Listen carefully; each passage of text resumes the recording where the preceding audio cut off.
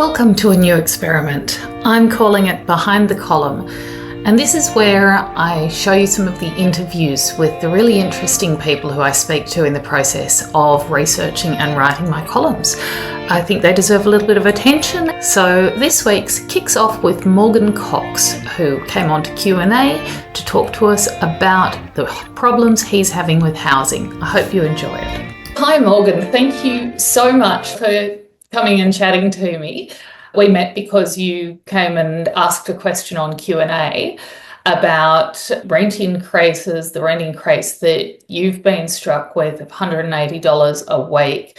And I thought you put it really well. That is nearly $10,000 a year. So that really brings home to people the challenge of a price like that when there are so few properties and such a high degree of competition around them. Now, we're going to get into the policy side of this a bit, but just to set the scene for people, I wonder if I can ask you a couple of questions about your situation, just to paint the picture for people. Is that all right? Sure. Excellent. You mentioned a couple of things on Q&A. You said that you've got a partner who's an immigrant and you're living on the Central Coast, but you used to be in Sydney, and that you're working two jobs to make ends meet. You're hardly sitting around waiting for handouts. So tell me a little bit about your life. What moved you up to the Central Coast? Tell us about it. I guess the reason I moved to the Central Coast initially was the congestion on the roads, so mainly in eastern and northern Sydney. And I was coming from the only place I could afford, which was the western fringe of Sydney. So travel time, congestion, tolls are a massive killer. And moving to the Central Coast is triple the distance, but it's about the same amount of time. And it's not as bad in terms of, it wasn't at that time as bad in terms of congestion. Yeah, so things were a lot better then. I was doing pretty well for myself, still doing the same, but times have changed. So, as we mentioned, my partner is a first generation immigrant. We have a son together. He's 15 months old. He's absolutely gorgeous. I'm not the one to complain about things. I'm not the one to make a fuss about anything.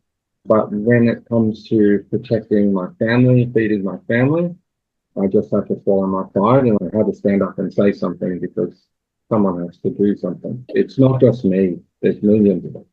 And that's what I found really brave about it, because there are a lot of people doing it tough, and it's hard for them to get a voice, and it's also brave to stand up because a lot of people aren't used to being in front of the media, and it can be quite a challenging sort of thing to do when that's not your background. Because your background, actually, you're a skilled technician and your work is mainly based in Sydney, right? That's right, yeah. Yeah, so every day for work. yeah, so you're still commuting. So you were commuting from Western Sydney and now you're commuting to Sydney from the Central Coast? That's correct, yeah. That's a long commute. It is. But here's the thing. I'm a highly skilled technician and I get paid pretty well. But the cost of living in the areas where I work are insane. And I bet you, if you ask any ambulance driver, any truck driver, any police or any essential service, I think you'll find that most everyone who works in the area of Sydney, that they are either commuting from very far out or they have some other way to manage that situation, because the cost of housing to buy or to rent is just totally insane anywhere in Sydney. It begs belief, and the increase has been so rapid. It's crazy. It's really crazy. So let's just talk about that rapid increase. So do you remember, was there a particular point at which it all of a sudden started increasing that you noticed, or was it just a gradual thing? No, it was a gradual thing until maybe 3 years ago. I'm not sure what was going on over the pandemic, but there was a period there when I just didn't know what was going on. But until the pandemic, there was a gradual increase, and then after the pandemic, there was a lull because the borders were closed. And then as soon as they opened, everything just came running in the door. It's crazy that everything went up. The congestion was everywhere. And I noticed it but I wasn't really that fast until it started to get to the point where I'm struggling to pay my bills. And I'm not on a low wage. There are people on much lower wages than me, a lower income. So I'm doing okay, and I'm starting to really struggle. And then it's whack after whack with the electricity bills and the phone, the internet, the travel, insurance. Insurance is massive. I think they put my insurance up 45% or something last time. I've never made a claim, never in my life made a claim. So that happened about 2 years ago.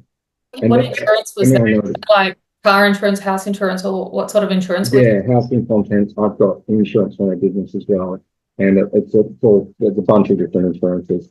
Yeah. But together they went up massively. And like I said, I've never even made a claim. The house I'm in is on top of a hill. I'm on the third floor, so not much chance of a flood here. But still, my insurance through the roof, crazy. That's insane, isn't it? And so that all came together at once. And then, of course, not long after that, obviously, if your son's 15 months old, your partner's pregnant, and then she is obviously off looking after the baby for a while. That's right. And as a father, providing for a family is just your number one priority. There's just really nothing else. It don't, like you don't even think about your career or anything anymore. You're just thinking about what can I do for my family? How can I help my family get through this? And it's just soul crushing to just see the bills go up and up and up. And there's nothing I can do. It's not like you can just raise your prices by $10,000 a year. You'll lose all your customers. If you're working for someone else, how can you ask for a $10,000 pay rise? That's just one of the bills. And everyone I know, all our friends, family, everyone is suffering the same way. Yeah. There's maybe 1 or 2% increase for a handful of people, but the most of us are just in the same sort of situation we were in before, but everything is, I don't know, gone up 50% and possibly more. It's just crazy. So on Q&A, the question that you specifically asked was relating to immigration, relating the cost of rents back to immigration. What was it about immigration that you've observed that made you zero in on this one issue as a cause of the rising rents? There's two things that jumped out at me. So obviously, when I got that massive rent increase notice, the first thing I did was went looking for another place. And obviously, there was tons of people, and a lot of them didn't speak English. And of course, as we know, the borders were closed during the pandemic. And if anything, rents seemed to go down, or at least more places were available after the pandemic. And we're hearing every day in the news about the increase of people coming in, as to be expected. And then, as I said, I'm seeing so many more people, and just the competition is fierce, absolutely fierce, because you can hear them talking desperately. Everybody who's there, desperately talking with the real estate agent. Pick me. I'll give you this extra money. I'll pay 6 months in advance. Some people are offering to pay a full 12 months in advance because they're just desperate. And so many people don't even have that opportunity. Who has tens of thousands of dollars to lay out up front, just sitting there that they could lay out to secure a rental for your family? Yeah. It's just brutal. It's brutal. And I don't know, I do believe there's other things we can do, but I know that one thing that the government can do overnight, because of the pandemic, we saw they shut the borders. So we know that they can tell people no. We know that we can say, no, you can't be in, we don't have a house for you. And I'm sure the same goes for hospitals and all of that stuff. But the obvious thing to me that I personally affected by is housing. And I don't see any reason why. The answer to me was basically, we're trying. Yeah, yeah. But you have a government. They have a government. They can close the border. I don't understand why they can't say, we're only going to take this number of people this year because we only have a certain number of homes there. Yeah. And I don't understand why they wouldn't consider the fact that if they bring all those people in, and they know how many houses we're building, so they know there aren't enough homes, and they still bring them in. And that just boggles my mind. My partner is a first-generation immigrant. I have nothing against immigrants or any race or anything like that. But people have to have a home, including the immigrants. Yeah. The immigrants need somewhere to live too, just like us. It's a really interesting point, because I think this is often a discussion that people default really quickly to, oh, you must be racist because you don't want any, because you're laying this at the feet of immigration. But as you're pointing out, this is not a racism thing. Your partner is an immigrant. It's about the infrastructure, the quantity of houses that are out there. Have you discussed this between yourselves? What are her? Oh, of course, and she's with me. And look, if I'm homeless, she's homeless too. Yeah. So there's a homeless immigrant. So it's nothing to do with race or politics or anything. I'm not in favor of any particular party. I just care about having a roof over my family's head, like millions of us do. Yeah. And the bottom line is the government has the power to control this. So the way I see it, they should. So that's interesting. Have you spoken to friends, family? Are there houses being built near where you are, or are there some reasons why houses aren't being built? What have you seen around that? There are houses being built you would not believe. I'm near Gosford in the Central Coast, and there are so many apartments going up, but they're spoken for. They were all spoken for years before the concrete was even laid. The ones that are available in the newer buildings were just bought by somebody and then immediately rented out. So there's waiting lists. There's lots of houses. They are being built. People are building. But it takes years to build a house. Yeah. I don't understand why you can't make someone wait a while for a visa till their house is built for them, until there's somewhere for them to stay. Yeah. Perhaps if foreign students are a really important thing, for example, I noticed that there seems to be a lot of foreign students sharing rooms and things. So a problem that I'm competing with is that they might have 4 incomes in a household paying for the rent. And I just can't compete that. I've only got 1 income and there's only 24 hours a day and I can work. Yeah. So I just can't compete with that. But if a university needs to bring in a foreign student, they're paying a lot of money to study here. Why doesn't the university build the house? Why doesn't the university build a dormitory or a place for them to sleep? But that's just one possible. I can think of a whole bunch of things we could do to help this situation. But one thing would help overnight is just limit the number of people coming in until we can have those discussions. Mm. And are there any other sort of things that you've observed? I don't know, in my column I wrote a little bit about somebody else, a guy called Lyndon Gannon, who told me about the underutilisation of social housing in areas of Sydney. And it made me think about the two sides of the coin. There is all of this housing stock which isn't being used, and then there are more people being brought in which are desperate to live somewhere.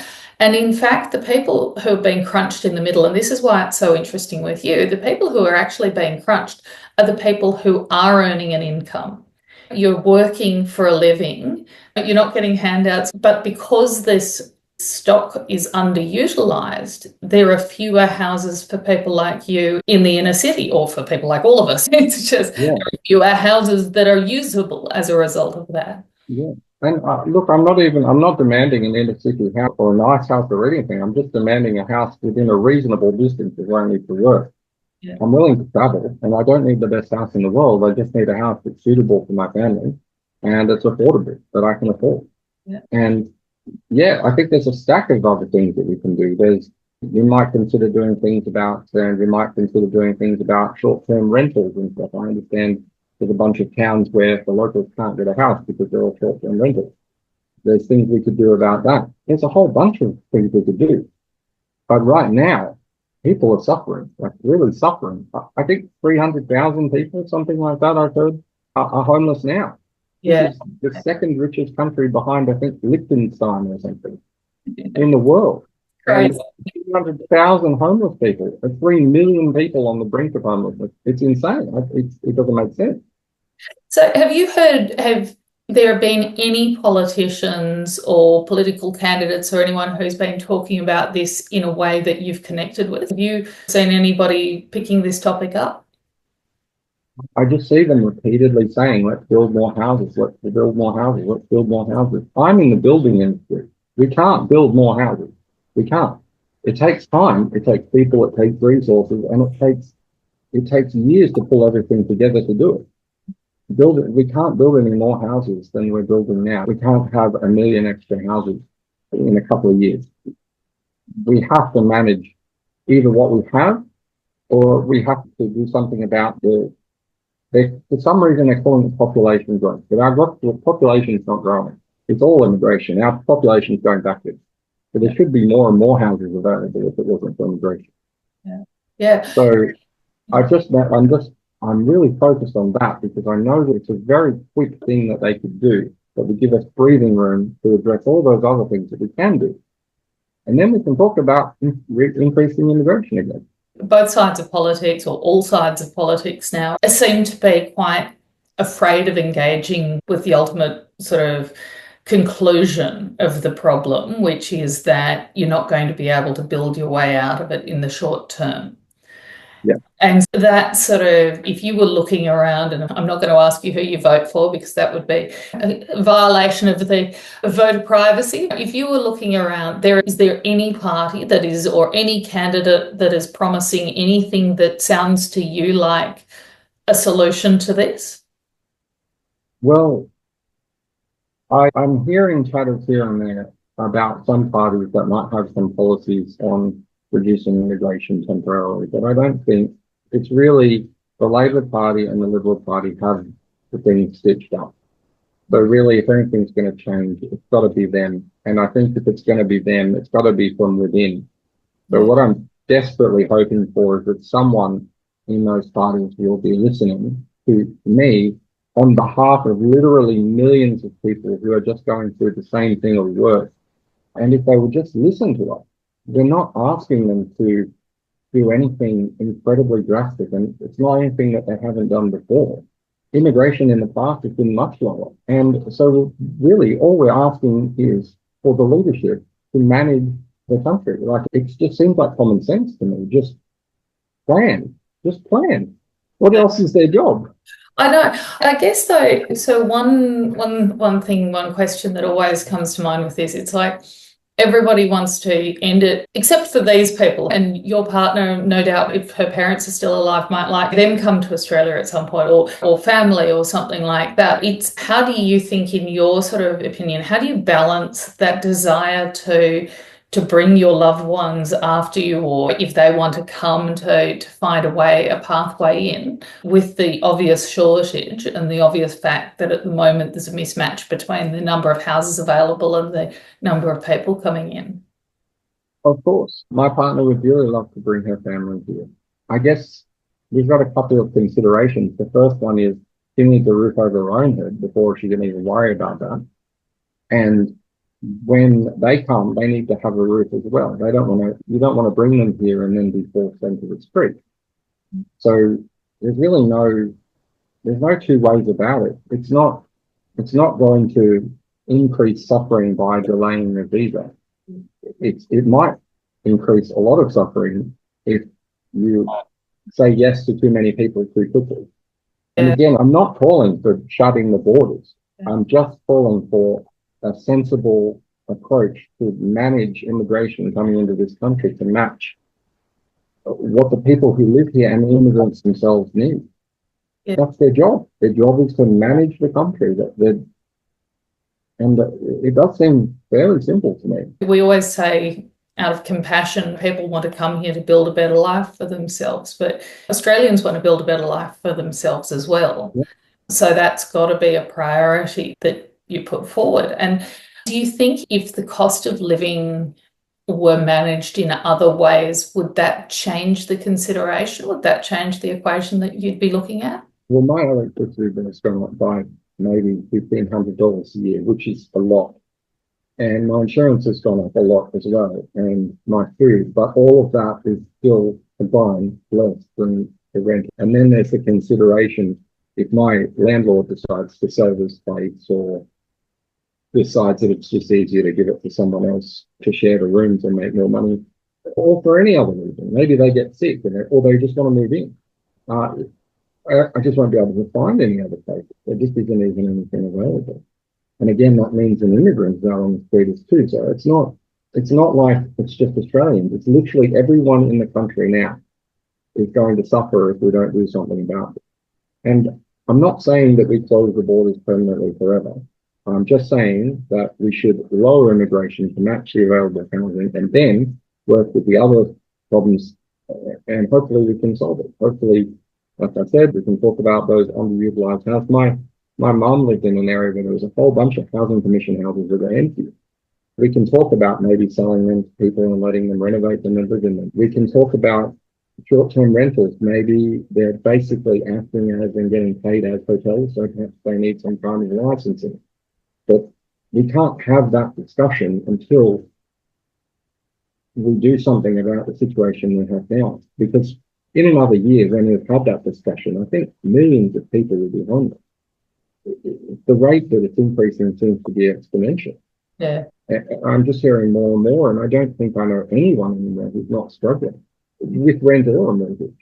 Yeah. Yeah, I think that it's really important that we do talk about this. And as I've also said, like a lot of the time this is considered politically unsayable because you get into the turf of people saying you're not empathetic, you don't care about other people or so on. But really we need to say, look, this is a problem for people right here, right now in Australia.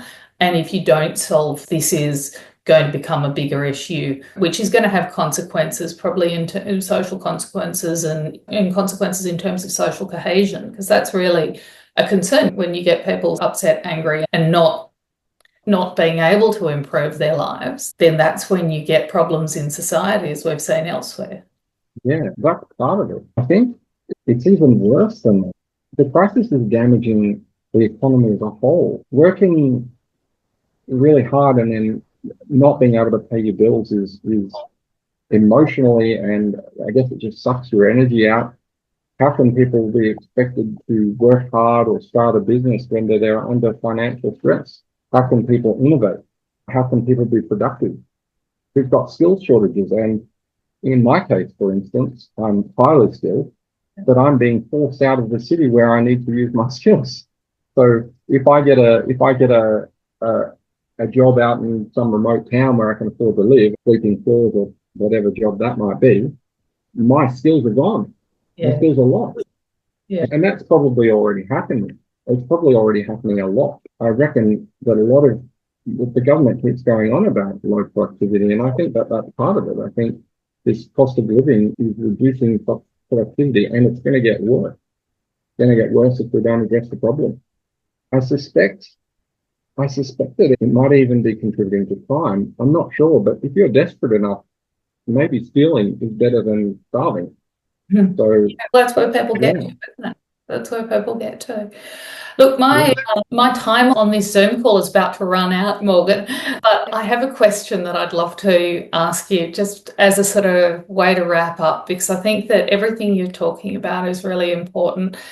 But I also think it's really good to end on a how would the world look if things were going right sort of notion. You've got a boy who you clearly love to the moon and back. If you could imagine, like in 15 years' time, what Australia looks like, the Australia that he's growing up in, obviously we would have fixed the housing crisis, but how would you describe the Australia that you'd like to see?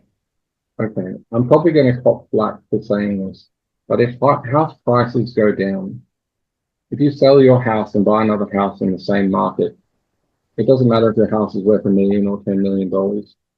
You're going to have more upward mobility. You're going to have more ability to the taxes will be lower. You have more ability to move upwards if you do that. So your working hard will mean something and will achieve something. So even if house prices come down, I think it's going to be overall a good thing. I would expect if the cost of housing comes down, rent as well, obviously, and the cost of the houses themselves, I would actually expect to see shops opening, businesses opening, and people generally being happier, better social cohesion. I would expect probably lower crime. I think it would be overall good. And to be honest, the only people I think that would really hurt are most likely a handful of very rich landlords who they're doing okay. I think they'll be all right. And maybe some corporations. I think overall, if the cost of living comes down, it'll just be better for almost everyone in society. And it'll certainly, I'm quite sure it will save their lives, literally the lives of many people. I think people will spend more, people start businesses. I think it'll be just really great. And people will have something to hope for, opportunity to work hard and have a home. I think it'll be better. I think it'd really be better. And that's really what we want, isn't it? A society in which people feel like they can work and get somewhere off the back of their work, achieve something for themselves. And for their children. And for their and children. for their children. Absolutely. I think that I'd like that for my children. I'd like that, I'd like my children to have a safe, secure home, and if they want to start a business, to feel safe doing that. Yeah. I really hope that for our children, because if things go the way they are, I just can't imagine where it would end. So I'd really like my children to grow up in a world that maybe it's worth a bit less on paper, but I think it would be a lot better for everyone. You know what, Morgan, we're going to publish this with your permission, and hopefully people will talk about it a lot more and actually start solving things rather than talking about how complicated it is. That'd be great. Because wouldn't it be wonderful? Sometimes you have to have the difficult discussions so that things become sayable for politicians. That's right. And if any of the politicians want to give me a call, I'm right here. I'll answer the call. I'll pass on your details if they ask. Fantastic. Thank you. Marvellous. Thanks so much, Morgan. I really appreciate you making the time. It's really lovely to meet you face to face outside of the Q&A studio. Thanks very much.